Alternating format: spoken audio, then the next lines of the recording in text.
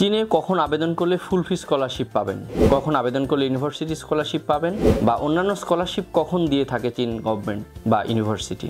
Hello শিক্ষার্থী বন্ধুরা, আপনারা যারা চীনে স্কলারশিপ নিয়ে পড়তে যেতে যাচ্ছেন তাদের জন্য আজকের ভিডিওটি। চীন কয়েক ধরনের স্কলারশিপ দিয়ে থাকে, তার মধ্যে ফুল ফান্ডেড স্কলারশিপ একটি। যারা চীনে ফুল ফান্ডেড স্কলারশিপ যেতে চাচ্ছেন তারা আপনার চীনের যে সার্কুলার দেওয়া হয় স্কলারশিপের জন্য, তখন আপনাকে বাংলাদেশ এডুকেশন মিনিস্ট্রির মাধ্যমে অ্যাপ্লাই করতে হবে এবং সেই অ্যাপ্লাই যদি আপনার অ্যাপ্লিকেশনটা গ্র্যান্টেড হয়, আপনি যদি সেই অ্যাপ্লিকেশানটা আপনার গ্র্যান্টেড হওয়ার পরে যদি আপনি এলিজিবল হন স্কলারশিপ পাওয়ার জন্য এবং সেই গভর্নমেন্ট স্কলারশিপের জন্য যখন আপনি এলিজিবল হচ্ছেন তখন আপনাকে ইন্টারভিউ নেওয়া হবে মিনিস্ট্রি অফ এডুকেশনে।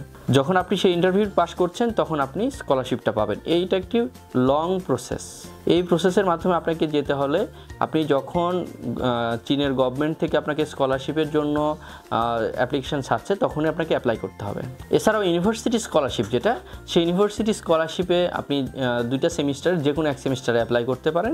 যেসব ইউনিভার্সিটি স্কলারশিপ দিয়ে থাকে সেই ইউনিভার্সিটিগুলোর লিস্ট বের করে আপনাকে সেই ইউনিভার্সিটিতে অ্যাপ্লাই করতে হবে। আর যে গভর্নমেন্ট স্কলারশিপ যেটা আছে সেটা বাদেও প্রভিন্সিয়াল গভর্নমেন্ট স্কলারশিপ নামে আরেকটি স্কলারশিপ আছে, বাট সেটা আপনি বাংলাদেশে থাকা অবস্থায় অ্যাপ্লাই করতে পারবেন না, আপনাকে সেটা অ্যাপ্লাই করতে হবে চায়নাতে পড়া অবস্থায়। তো বন্ধুরা, যারা আপনারা স্কলারশিপ বিষয়ে আরও অনেক ইনফরমেশান জানতে চান অবশ্যই আমাদের অফিস ভিজিট করুন। এছাড়া আমাদের সোশ্যাল মিডিয়াগুলোতে লাইক, কমেন্ট, শেয়ার দিয়ে আমাদের পাশে থাকুন। ধন্যবাদ সবাইকে।